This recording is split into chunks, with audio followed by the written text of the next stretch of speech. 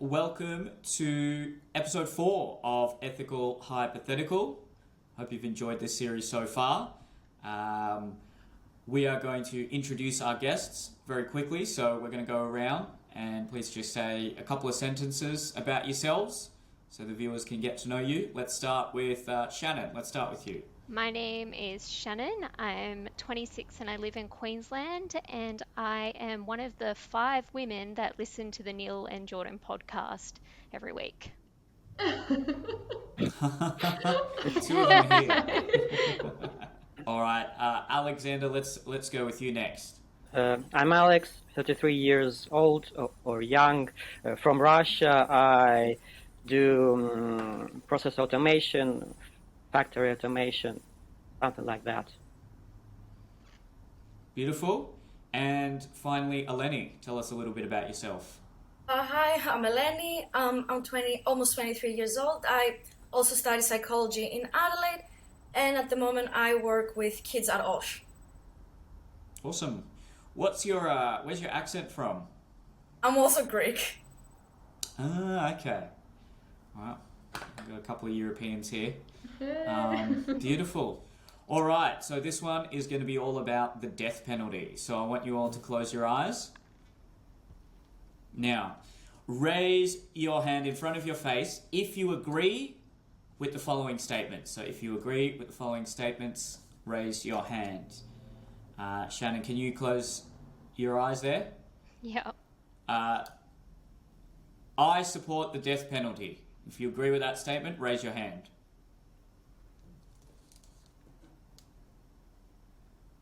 Okay, next one.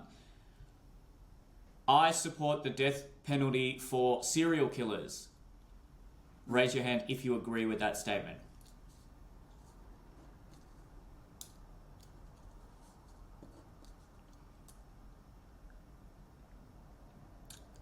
Okay, next one. I support the death penalty for serial rapists. Raise your hand if you agree with that statement.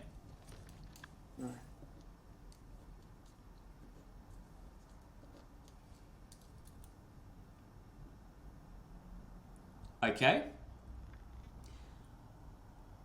Next statement. I support the death penalty for a person who pled not guilty to murder, but was found to be guilty by a jury. So a jury said that this person was guilty of murder, but they maintain their innocence. Do you support the death penalty for that person? Raise your hand. May I have some explanation? I'm not really familiar with the jury thing, so... Oh, yeah, I don't know what the legal system is like in Russia. So a jury is just 12 random citizens who are part of a trial, and the defendant, so the person who's being accused of murder, gets to plead their case, and then there's a prosecution. The state, I clearly don't have a degree in law here, but that's the state trying to put this person away. And the jury get to decide whether the defendant is guilty or not. So in this particular situation, a jury of 12 has decided that this person is guilty of murder based on the evidence that they have seen and been presented, but the person who is accused of committing the murder maintains that they're innocent. So there's someone who's saying, I did not kill this person, yet 12 people are saying, no, you did kill that. We believe that you did kill that person. So do you support the death penalty for that person? Okay, I get it. Yes, okay. Alright, so sorry, can you all raise your hand again if you do support the death penalty for that person? Okay, next one. I support the death penalty for someone who has pled not guilty to rape, but was found guilty by a jury. So the same as the last statement, but instead of murder, it's rape. So a jury has found this person guilty, but the person maintains that they're innocent. Do you support the death penalty for that person?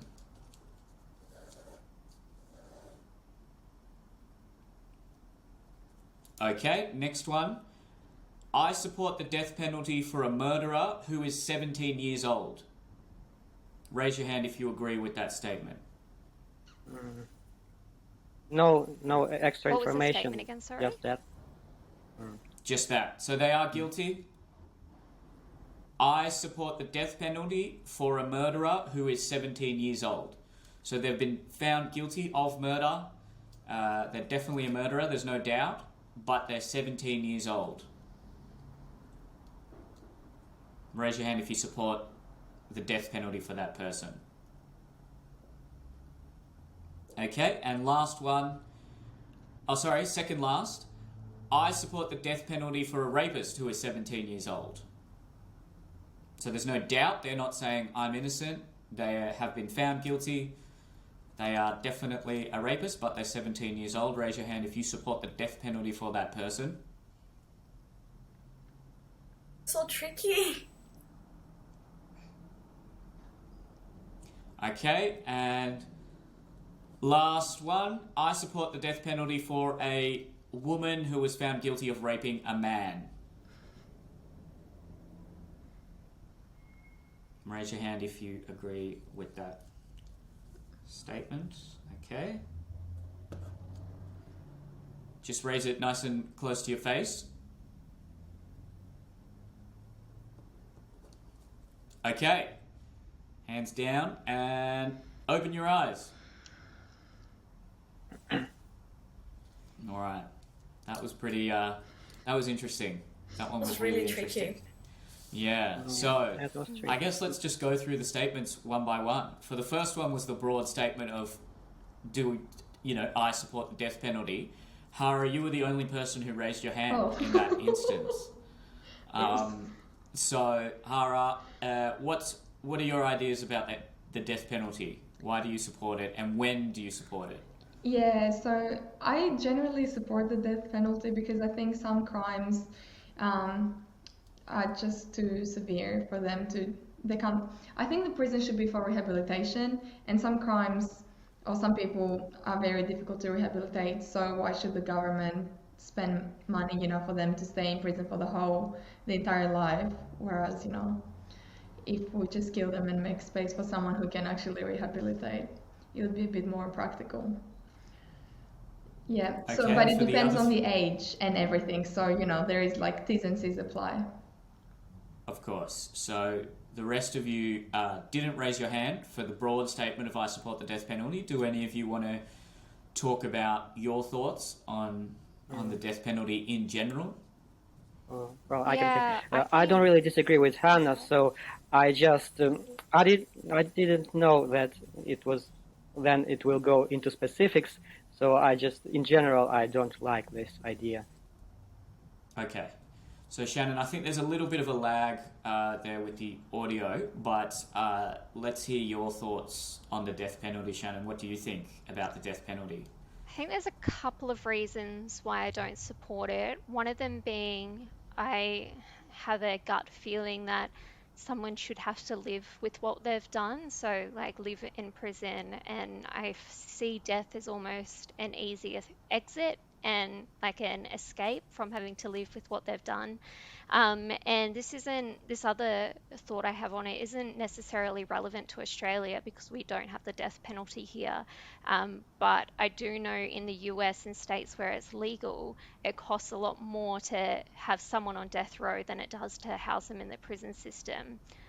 Even the execution process and the drugs and all that sort of thing, it's way more expensive to have someone on death row and execute them than it is to let them live in prison alone for the rest of their lives.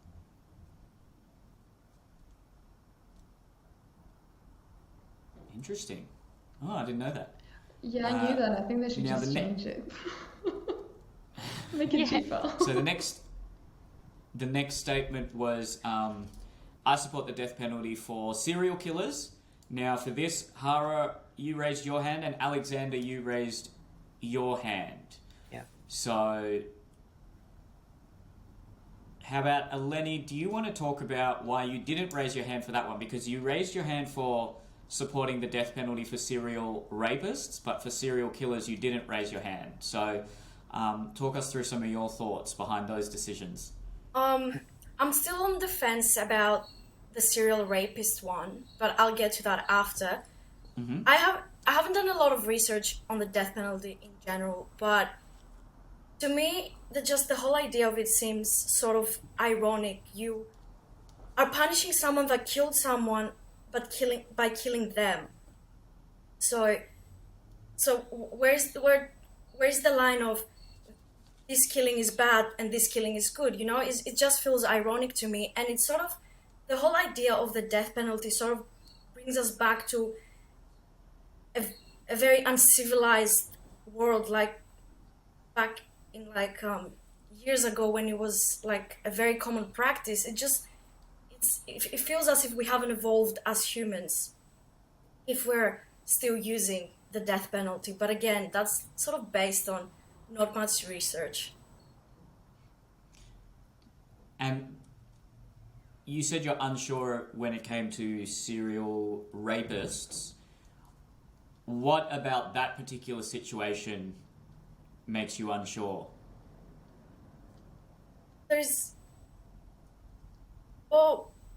Rape is a very sensitive issue, and I feel like everybody perceives it as a very different experience. And as someone that, thank God, I haven't been subjected to anything like that, I can maybe easily say, oh no, that person deserves to go to jail for the rest of their lives and never get out. However, what made me double think about it was that maybe that's someone that has experienced that would not even want that person to be in jail. They would straight up want them to be on the death row. Shannon, you didn't raise your hand at all throughout any of them. Is there ever a situation you think where someone should be executed? What about if it's, say, a military commander who's committed war crimes, or is there ever a situation where you would implement the death penalty or an execution? It's a bit of a conflicting one for me, because I think if I was related to the crime, like a family member of the victim or something, I would want the person to die. Or if the person, like you said, a war crime, is committed atrocities and killed innocent people, that sort of thing. I think I fundamentally don't support the death penalty, even on the serial rapist thing. So I'm a survivor of rape myself. And even though personally I'd love to see the person who put me through that dead, I don't think that's the just thing to do. Yeah. So no, I don't really support it at all. What would you say that it's just for them? As a society. So like, even though personally I'd like that person dead, that would feel nice for me, I think it sets a precedent, and there's all situations where if someone's wrongfully accused, or the evidence isn't correct, or they get, charged incorrectly, then I don't think the mistake of killing an innocent person is worth the risk, even if it's just one.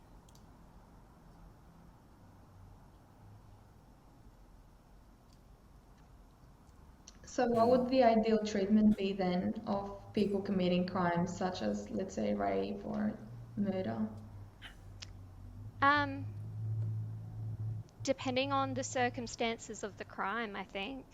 Like, if there's the murder, was it a manslaughter? Was it premeditated? Those sort of things. What played into it? But how?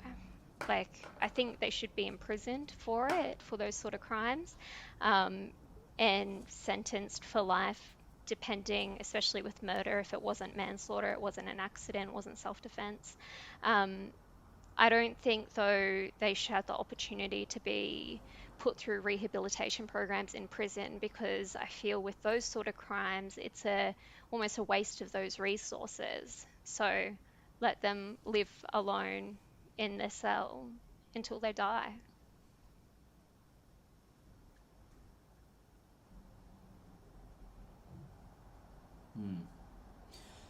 Okay, so Hara and Alexander, for the next two statements after the serial rapist were, situations where a jury had found the person guilty, but the person had said, I'm not guilty.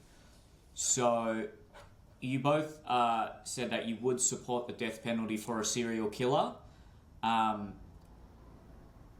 Would that change if it's just one person? They've just murdered one person, and then would it change again if they maintain that they're innocent?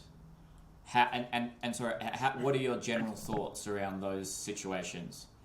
Because I would say that, you know, if someone actually has committed murder and then there's a precedent that, if there's any semblance of doubt, you know, even if the jury had found them guilty, but they say that they're not guilty, well, then every murderer and serial killer would just say, yeah, I'm not guilty, at least then I don't get executed. So what are your general thoughts around someone who's saying I'm not guilty, but has been found guilty by a jury? Would you subject them to would there be any instance where you'd subject them to the death penalty? So regarding of course, anyone will say that he's not or she is not guilty. That's for sure. And my issue with the jury is that those are some 12 random people, so I cannot be sure if they can judge correctly. They can have their own personal biases, and also those people can be tricked, intimidated, and some other ways to influence their decisions. So that is why I did not support both and rape and murder decision by the jury. Yeah, I agree. I think the jury is a problematic part of the justice system because it's 12 completely random people, and they could have their biases, and even if if someone has any connections to the defendant or the prosecution, then they have to state it. But what if they don't state it? And also there is a lot of instances where there is people in the jury that are more dominant than other people, so then their opinion will go ahead. So I wouldn't trust someone. I wouldn't put someone's life on the line based on 12 random people's opinion. What if? But like I said, what if they're just saying I'm not guilty, but all overwhelming evidence shows that they are guilty? What would you do in that situation? I think there are some crimes that should not be judged by the jury in that case. But I don't know, if it was just prison time for the jury, sure. But I don't know, death is a big, what if then there is an appeal and turns You cannot out undo he's it, yes. there, you know? What would you say, Neil? I don't really support the death penalty in principle, other than for, say, a war criminal. I agree with Shannon. I think we have to set a moral standard, and you know, an eye for an eye and the whole world goes blind. I do understand that it can be a cost to the taxpayer to keep people who are just, you know, immoral criminals alive in the justice system, but I think there has to be something said for just the moral standard of not, I guess, executing people. But I can see both arguments, and I'm not really set one way or another. But that's my general opinion of the death penalty. Now, the statements after that were all about people who were under 18. So, do any of you think there's ever a time where someone under 18 should face the death penalty, even if they've, let's say they have been a serial killer or a serial rapist? Do you ever think there's a time where a 17-year-old should face the death penalty? No. So, when you're at that age, neither of those things are ever justified, whether it's murder or rape. But when you're 17, when you're so young, there is so many other external factors of someone's actions. And when you set someone on the death row at that age, is as if you're completely ignoring anything that might have played an influence in that young person's life that has led them into these horrific actions. And they should be punished. They should be obviously sent to jail for both, like if they're a serial killer or a serial rapist. There is no excuse. There's no excuse that will set them free. But at the same time, death row is just, it's as if they're not giving them like that little understanding of maybe something has gone really, really wrong. It's not justified, but yes, it just takes away everything from them. Whereas if they stay in life for the rest of their life, they spend their whole time there sort of revisiting that moment and what made them do what they did. Because you could argue that, say, someone who's 22 also grew up in an environment that contributed to their actions. What about someone who's young but not legally a child? So a 21-year-old or a 22-year-old, at what point are they old enough to understand their actions? That depends on the individual, I reckon, and the 18 is the legal standard. That's why we're saying, 18 and under. But yeah, it's true. In reality, you're not that different when you're 18 and that different when you're like 22. But because we have that legal age limit, that's what sets it, I guess. But no, there is no much difference between 18 and 22, and probably that person that faces the adult procedure of the justice system when they're 22, it's pretty much the same as an 18. In my opinion, that's not a threshold. There's a gray scale. So person cannot just overnight, when he turns 18, change from being ineligible for some punishment to eligible for that punishment. That's not how it happens in nature, but in law, that's how it is. I think. Yeah, we have to draw the line somewhere, don't we? Yeah. And with what Elaine Maybe was... a coefficient.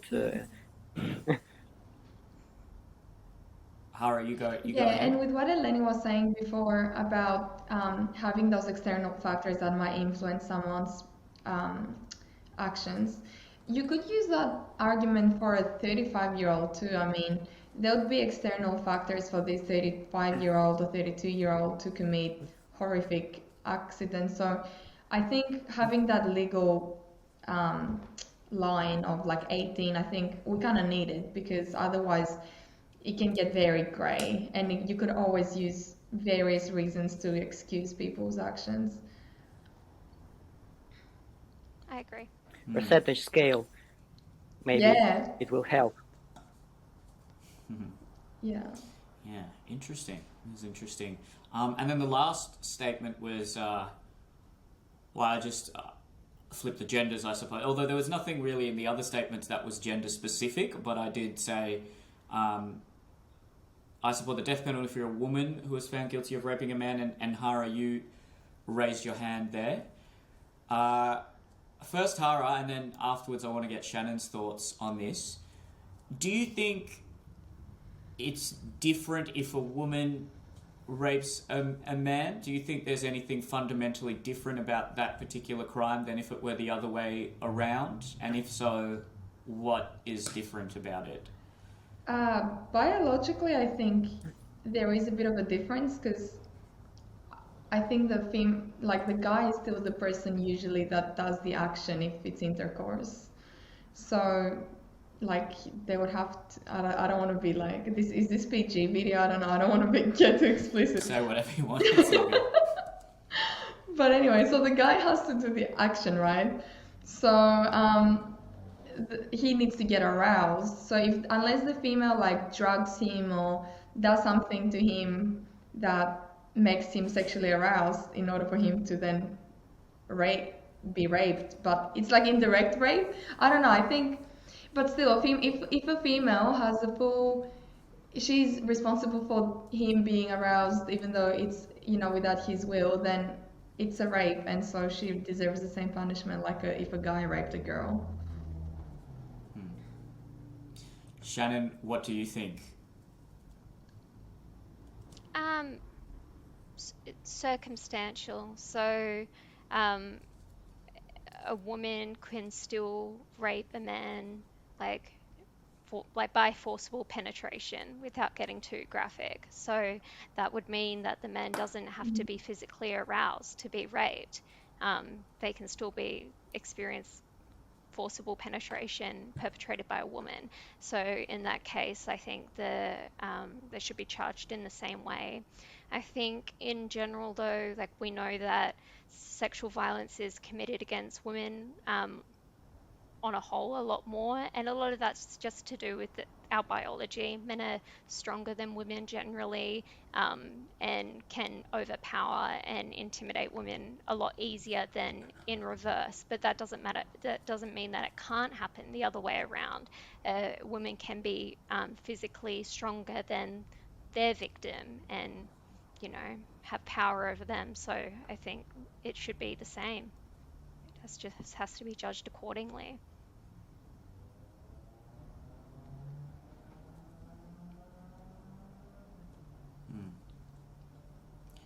And then Alexandra and Eleni, I suppose the same question, but let's just talk, I guess, even more broadly. Something like murder and say serial killing. The vast majority of perpetrators who are serial killers are men. Do you think there's anything fundamentally different if a woman were a serial killer or just committed any sort of heinous crime that is usually committed mostly by men, or do you think it's just the act and gender is irrelevant to the situation? What do you guys think, Alexandra and Eleni? I would judge them the same. Well, yes. Well, biologically there are differences, and of course, well, we all know that men are more aggressive by nature, and that's because why it happens more often done by men. But I would judge those people in the same way. Like, the reason why I sort of half raised my hand on that question was not based on gender. It was more based on the whole idea of the death penalty.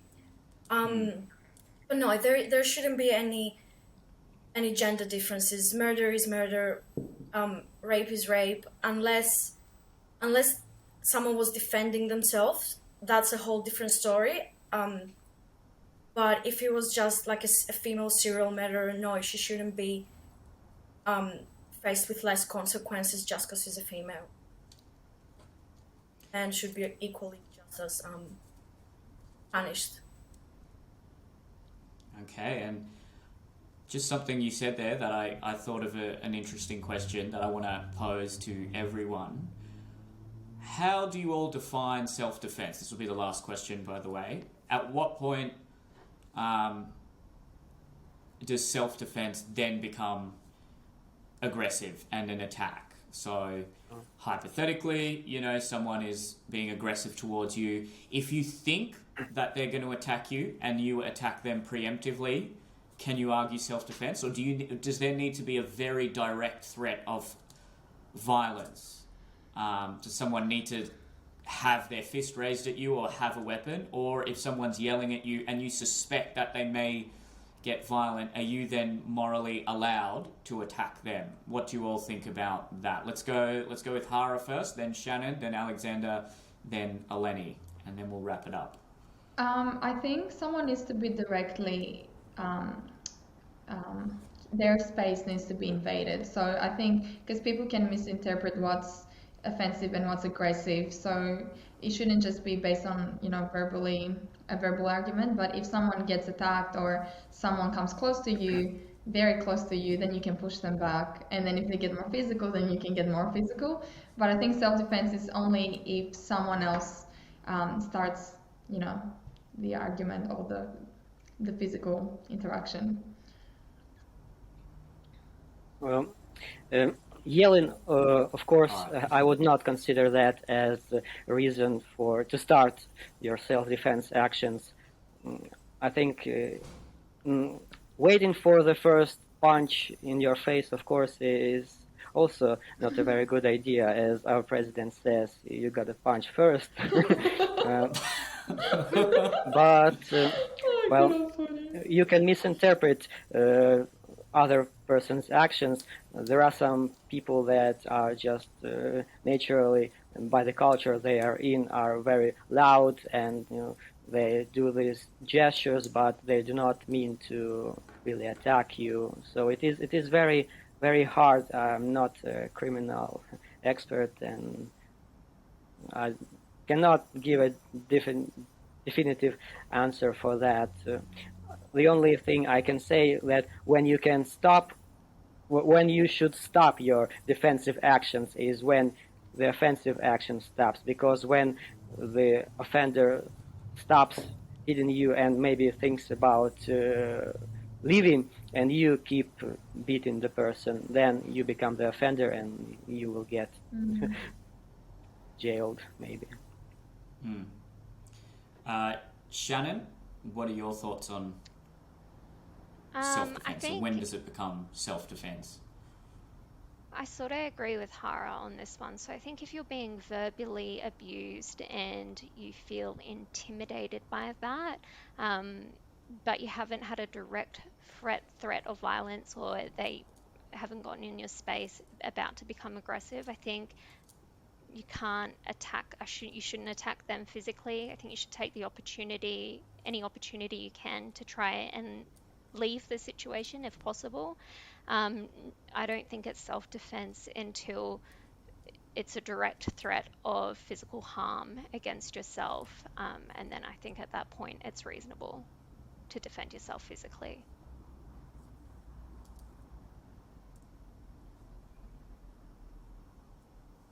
Okay, and Eleni, let's get your final thoughts on that. Yeah, I also see it from a very extreme perspective, where, for example, a mother is like scared for her life and her kids' lives, and she's in this like massive, not even argument, like she's threatened like to death. Then that would be morally acceptable, because I have read a lot of stories of cases like that. Some like from some countries where mothers have been to jail for protecting herself and her kids, and obviously there is a lot of then media attention, and everyone's like, she needs justice. So I'm thinking from a very extreme perspective, where the person is threatened to death, and maybe not even just them, maybe it's them and the kids, and yeah, whether it's a man getting threatened by a woman or a woman getting threatened. Yes, and I don't remember who said that, but yeah, it's like, if they punch you, you punch them. If they slap you, you slap them. It's sort of like don't just kill someone because they yelled at you. It's a very extreme scenario where it's makes it morally more okay. All right, well, I think we've explored this topic quite thoroughly, so we'll leave it there. Thank you all very, very much. I know that was quite intense as well at some point, so thank you for continuing the conversation. And thank you everyone for watching. Please share this video, subscribe if you haven't already, and neil.business@outlook.com if you'd like to be a part of the show. Just make sure that the subject is ethical hypothetical guest, and I may get back to you in a couple of months, but I will try to get everyone who has emailed me on the show at some point. Thanks, guys. Thanks.